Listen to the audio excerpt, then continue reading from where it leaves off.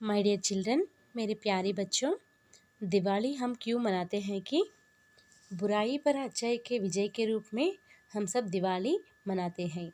इसके बारे में कुछ कहानियाँ हैं, हम सब अब देखेंगे। और हम इतने वर्षों में ये भी जान गए हैं कि श्री राम की अयोध्या में वापसी के जश्न के कारण दिवाली मनाई जाती है। आज की इस वीडियो में हम जानेंगे कि किस तरह देश के अलग अलग कोनों में दिवाली मनाए जाने की अलग अलग वजहें मानी जाती हैं। इन सभी अलग अलग बिलीव्स के साथ अलग अलग कहानियां भी जुड़ी हुई हैं। हमारी जनरेशन इन दिनों दिवाली और भाई दूज जैसे फेस्टिवल्स मनाती तो है, पर इनसे जुड़ी हुई कहानियां कहीं खोसी गई हैं। आज की इस वीडियो में हम आपको इसी फेस्टिव सीजन से जुड़ी हुई कुछ कहानियां बताएंगे जो शायद आपको अब तक नहीं पता होंगी। नंबर 1, साउथ इंडिया की कई जगहों पर दिवाली को नरकासुर के वध के कारण मनाया जाता है। नरकासुर एक राक्षस हुआ करता था जिसने इंद्र की मां के ताज को चुरा लिया था। इंद्र परेशान होकर श्री कृष्ण के पास जाते हैं और उनसे रिक्वेस्ट करते हैं कि वो उन्हें इस दुविधा से निकालें। इसके बाद श्री कृष्ण सत्यभामा के साथ मिलकर स्वर्ग में जाते हैं और नरकासुर का वध करने के लिए तैयार रहते हैं। पर तभी उन्हें पता चलता है कि नरकासुर को वरदान मिला हुआ है कि उनको सिर्फ उनकी मां के द्वारा ही मारा जा सकता है। और ऐसे में श्री कृष्ण को पता चलता है कि ऐसा माना जाता है कि सत्यभामा कोई और नहीं बल्कि नरकासुर की मां ही थी।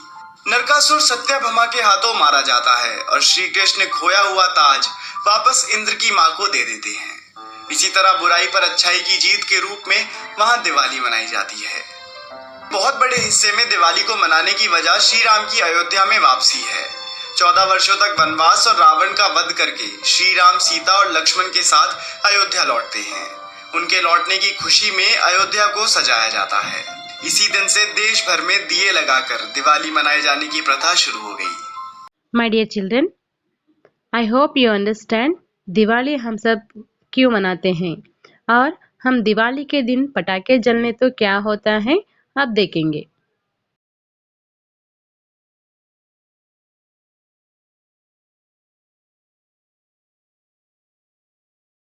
दिवाली तो खुशियों का पर्व है, सुख शांति का पर्व है।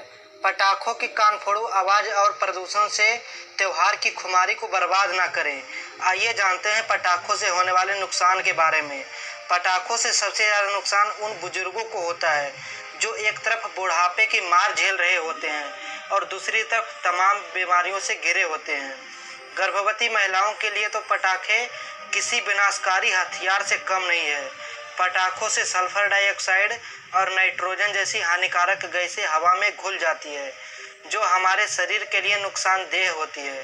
पटाखों की धुंध यानी स्मॉग से सांस फूलने, घबराहट, खांसी, हृदय और फेफड़े संबंधी दिक्कतें, आँखों में संक्रमण, दमा का अटैक, गले में संक्रमण आदि के खतरे होते हैं।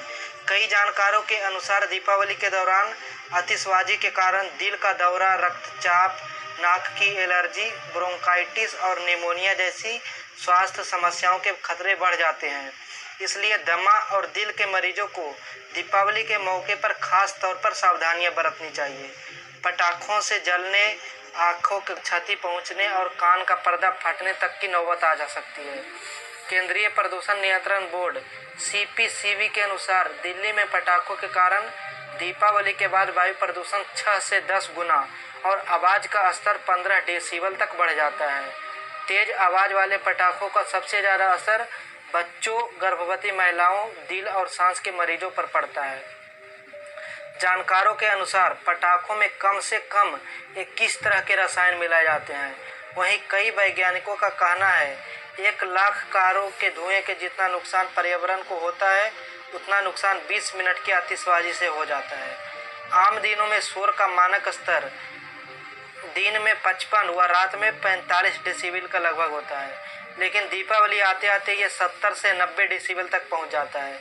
इतना अधिक शोर हमें बहरा ना कर दे, इसलिए पटाखों से हमें बचना चाहिए और जितना हो सके ग्रीन पटाखे का इस्तेमाल करना चाहिए।